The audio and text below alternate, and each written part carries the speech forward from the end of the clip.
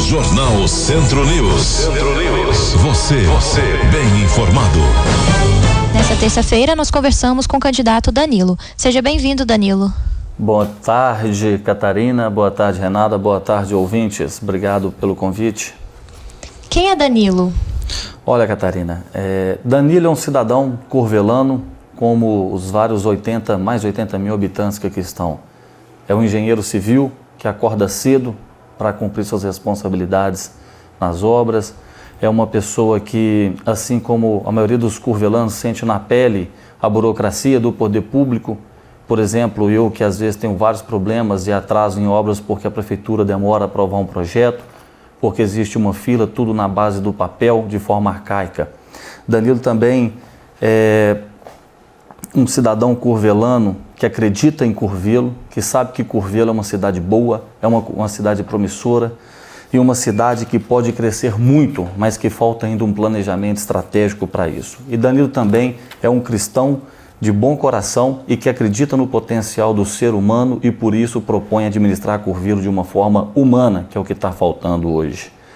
Sou nascido e criado aqui, cresci, comecei a trabalhar muito cedo, com 15 anos de idade. Eu lembro que uma vez eu fui pedir meu pai dinheiro para sair, ele falou assim: meu filho, você já tem 15 anos. Eu, 15 anos, eu já estava rodando o trecho já, está na hora de você começar a trabalhar. E assim eu e meus irmãos começamos a trabalhar cedo, ter uma certa independência e saber o que é realidade. Justamente por saber o que é realidade que eu sou hoje candidato a prefeito de Curvelo também.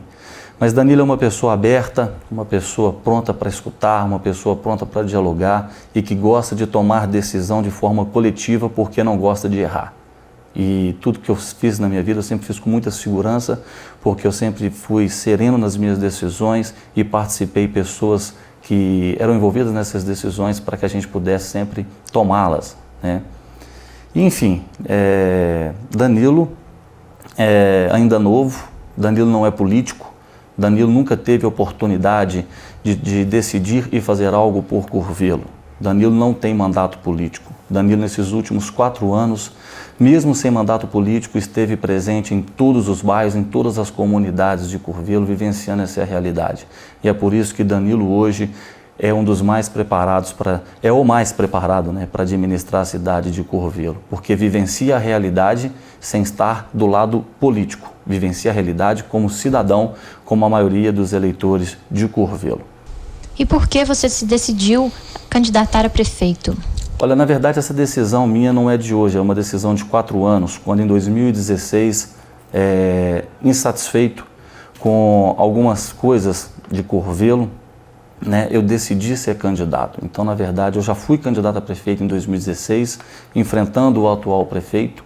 Chegamos naquela época a quase 30% dos votos e naquele momento eu não tive o apoio que eu estou tendo hoje dos partidos, né, com recursos para poder fazer nossa campanha. Foi uma campanha humilde, uma campanha na base do diálogo, mas muito expressiva, o que mostrou que o povo de Curvelo estava ansioso por algumas mudanças. Claro, sempre cientes de que é uma cidade boa, de uma cidade que tem uma infraestrutura bacana, mas da necessidade de iniciarmos uma administração humana.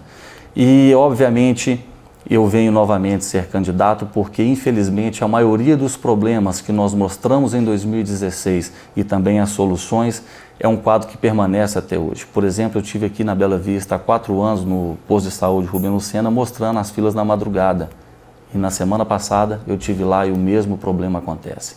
Então, justamente por ver que esses problemas continuam, alguns até potencializaram, é que eu me mantive firme nesses últimos 4 anos, conhecendo a realidade, fazendo parceria com políticos de peso que têm vontade de fazer, para que agora, em 2020, fosse novamente candidato a prefeito de Curvelo. E, aliás, justamente essa dedicação desses últimos 4 anos, de estar junto com a comunidade, é que mantém a nossa candidatura forte, sabe, Catarina? Porque é uma candidatura próxima ao povo, é uma candidatura feita pelo povo, né? Eu costumo dizer, eu falo isso sempre com a minha equipe, falo isso sempre com os nossos candidatos a vereadores, que eu sou apenas um líder, né, à frente de um batalhão que decide junto, que trabalha junto.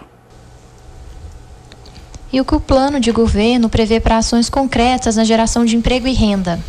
Olha, emprego e renda em Curvelo hoje, que é uma cidade, nas pesquisas que a gente tem feito, que tem 30% da população economicamente ativa desempregada, é o tema central do nosso plano de governo. Só que com uma consideração que eu faço aqui, sem utopia, sem demagogia, né?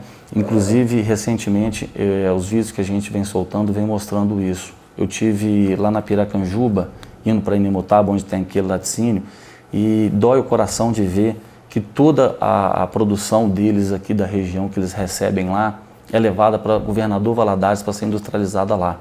O que gera emprego é o manufaturamento, a manufaturação dessa matéria-prima. Então a gente propõe um plano de desenvolvimento econômico para Curvelo, né, para que esse plano de desenvolvimento econômico venha nortear essa geração de emprego e renda em Curvelo. E também a reestruturação dentro do quadro que já existe da Prefeitura, da disponibilização da Prefeitura, do Departamento de Indústria, Comércio e Serviços, para que a gente, de forma estratégica e a partir dessas matérias-primas, a gente inicie um processo de industrialização de Curvelo, sem deixar com que Curvelo, posteriormente, fique refém do mercado nacional. Por exemplo, Sete Lagoas hoje, qualquer baixa no minério de ferro, que é o valor demandado no mundo, né, influencia a cidade, porque a cidade hoje ficou vulnerável e nós hoje em Curvelo, entra crise, sai crise, a cidade consegue manter uma certa estabilidade. Então a gente propõe um plano de desenvolvimento econômico para Curvelo, né, com pessoas técnicas, sem ser com um departamento de cabide de emprego, mas de pessoas sérias, focadas nisso, para que Curvelo possa crescer de forma estratégica com geração de emprego, mas sem deixar também que nossa cidade fique vulnerável à economia mundial. E quando a gente tem aqui matéria-prima, como por exemplo o leite, que entra crise, sai crise, mas é demandado. Nós temos aqui a fábrica da Maria Amália, que tem potencial crescimento, que pode crescer muito mais. E é saúde entra crise e não tem abalo. Então é justamente isso que a gente propõe para Curvelo, um plano de desenvolvimento econômico focado nessas matérias-primas, focado na industrialização daquilo que não deixa a cidade vulnerável, né, e não vire também um cemitério de indústria como algumas cidades. Mas nós não podemos esquecer também, caros ouvintes, de que Curvelo hoje existe nos bairros, existem nas comunidades várias associações, várias entidades que não recebem subvenção, não recebem nenhum tipo de apoio da prefeitura. E são entidades que poderiam estar sendo utilizadas para poder fazer pequenas cooperativas, por exemplo. E aí até fica uma mensagem aqui a todos os moradores dos bairros das comunidades. Nós vamos estar presentes com vocês através dessas entidades, através das associações, fazendo um ambiente ali também de geração de renda através de cooperativas e serviços comunitários. Como no seu governo será dado apoio ao pequeno e médio empresário e ao pequeno e médio agricultor? Olha, eu falo isso com muita propriedade, até dando sequência do que eu vinha dito antes. Eu tomo como exemplo aqui lá na comunidade da Estiva. Foi criada há mais de 10 anos, por exemplo, a Associação dos Produtores de Leite Agrícola. É onde aquele pequeno produtor que não tem condição de comprar, por exemplo, um tanque de resfriamento, mas precisa de vender o leite que está sendo produzido ali para poder fazer sua renda, ele forme junto com outros produtores, por exemplo, cooperativas de leite. É um modelo que funciona há mais de 10 anos, gera renda para essas pessoas, garante hoje o sustento. E existe apenas uma associação desse porte em Curvelo, que é lá na comunidade da Estiva. E é um modelo que nós pretendemos ampliar para todas as comunidades rurais, né? Isso na questão da zona rural, por exemplo. Um outro ponto na zona rural é de doer o coração, isso eu já vi, já presenciei, produtores perdendo toda a produção de leite, por exemplo, porque na época da chuva o caminhão de leite não tem estrada boa para poder recolher esse leite no produtor. Ou seja, o mínimo tem que ser dado à zona rural, que é a manutenção das estradas. Se a gente der manutenção periódica nessas estradas rurais, der condição de abastecimento de água, por isso a gente propõe também o Proágua, onde as comunidades, onde tenham ali pelo menos 5, 6 famílias reunidas, fomentamos uma associação com poço artesiano comunitário para não deixar faltar água. E mantendo estrada boa, a gente resolve 80% do problema da zona rural. E aqui em Curvelo, para esses médios empresários, eu inclusive já tenho um vídeo nosso circulando nas redes sociais, convido a todos para assistir. Um exemplo claro que eu dou é ali naquela área do Esperança, onde existe uma grande área da Codemig, que é do governo de Minas, que está lá parada, que está lá dando trabalho, porque o pessoal às vezes quebra a cerca, joga entulho, né, gerando problema para a comunidade, enquanto poderia ser ali um distrito comercial, que é o que a gente propõe né, que um empresário hoje em Curvelo, o que ele paga caro de IPTU, o que ele paga caro de aluguel, esse dinheiro de IPTU de aluguel era para estar gerando mais emprego, era para ele estar contratando mais pessoas, mas não. Ele está tendo essa despesa, por isso a gente propõe negociar com o governo de Minas, que hoje deve mais de 20 milhões para o município de Curvelo, que essas áreas, por exemplo, venham para o município até em forma de quitação e nós façamos lá grandes espaços para que os empresários incomodados com o município possam utilizar esse espaço para expandir seus negócios. Nós vimos empresários curvelanos aqui, genuinamente, que já trabalhavam aqui, levando seus negócios, por exemplo, para Corinto, porque não tem um suporte aqui, isso é inadmissível. Por fim, agora nós vimos a Heineken, que estava sondando aqui em Curvelo e acabou indo para Cordesburgo. Por quê? Falta de planejamento, falta de estratégia de desenvolvimento. E é isso que nós propomos, de forma concreta, sem demagogia e sempre condizente com a realidade de Curvelo. Nós vamos para um rápido intervalo, agora em Curvelo, 12h43. Danilo, enfrentamos hoje a realidade de uma pandemia que afeta o setor da saúde. De que forma, em seu governo, pretende amparar a população e permitir que ela tenha acesso mais rápido e digno ao serviço de saúde do município? Olha, Catarina, como eu já disse aqui no início da minha apresentação, semana passada eu presenciei o que há 4 anos eu também presenciei, que foram pessoas indo de madrugada para a fila do posto de saúde, né? Isso demonstra um claro problema na saúde pública, uma falta de planejamento. Inclusive, aliás, no mesmo prédio você ter 2 unidades de saúde. Isso mostra que não existe planejamento, isso mostra falta de estratégia. Então, de imediato, a gente tem que rever esse sistema público de saúde. Mas o curioso, quando a gente fala de saúde pública em Curvelo, é que os ESFs, né, que são a Estratégia de Saúde da Família, que são aqueles postinhos que estão nos bairros, eles são bancados, as agentes de saúde, por exemplo, pelo governo federal. É um programa, aliás, o ESF, do governo federal, que em Curvelo está abaixo do dimensionamento do governo federal, que prevê para Curvelo 40 ESFs e tem apenas 17. Então aí você começa a entender esse gargalo de saúde em Curvelo. Se o SUS prevê para Curvelo, né, se o governo federal prevê 40 unidades e só tem 17, obviamente que vai existir esse problema de saúde em Curvelo. Obviamente que essas pessoas não encontrando, por exemplo, unidade no seu bairro, elas vão para o pronto atendimento, superlotando o pronto atendimento. Então a gente tem que fazer essa análise na raiz. Por isso que a gente propõe no nosso plano de governo, de imediato, refazer esse modelo de saúde pública em Curvelo, adequar o quadro de forma estratégica e iniciar de forma imediata a ampliação desses ESFs, fazendo com que essa estrutura, essa estratégia de saúde da família chegue em todos os bairros, em todas as comunidades e a população seja tratada de forma mais digna. A pandemia mostrou, por exemplo, em Curvelo, que as unidades de saúde, né, não estavam preparadas sequer para dar informação à população de como proceder. Aliás, a população de Curvelo é muito mal informada nessa questão de saúde, que gera também um outro problema, que é a judicialização da saúde. Várias pessoas que precisam, às vezes, de um medicamento, pessoas que precisam, às vezes, de um leito de CTI, de UTI, e não conseguem, têm dificuldade e vão para a justiça. Por quê? Porque não tem informação. E está aí as agentes de saúde que fazem parte da estratégia de saúde da família para poder fazer esse trabalho, mas está subdimensionado também. Curvelo tem uma previsão de 199 agentes comunitários de saúde de acordo com o programa do governo federal e, repito, são bancadas pelo governo federal, né? Nem é pelo município, e tem somente 108. Então, peraí, por que isso não está acontecendo? E a gente sabe, porque tem também um custo do município, por exemplo, com os médicos, mas o município não coloca esse recurso que poderia estar sendo colocado, garantindo essa estratégia. E, é claro, a gente propõe rever também de forma administrativa, fazendo com que o gasto com o pessoal seja dimensionado para que a gente, em vez de pagar pessoas para fazer parte de um grupo do prefeito, passe esse recurso para poder pagar médico para os ESFs. E a pandemia também afeta a educação. Neste ano, os alunos não puderam frequentar as escolas, passando a fazer atividades de modo remoto, o que acarreta aí em uma defasagem no ensino e até mesmo evasão escolar. O que o plano de governo prevê como ações concretas para a educação? Olha, nós prevemos, e isso faz parte da nossa diretriz de governo, inclusive, a gestão integrada. Quando você fala de pandemia, saúde, e fala de educação remota, educação, por exemplo, nós estamos falando de áreas distintas, mas você claramente na sua pergunta deixou claro que elas estão hoje ligadas. Por isso que nós propomos integrar a educação, saúde e assistência social. Um exemplo claro que eu dou disso: na sala de aula uma criança vem caindo de rendimento, ela não chega mais com aquela disposição que ela chegava antes. Não existe hoje um serviço dentro da rede municipal, por exemplo, que consegue enxergar isso, pegar essa criança e no ambiente familiar dela saber o que está acontecendo.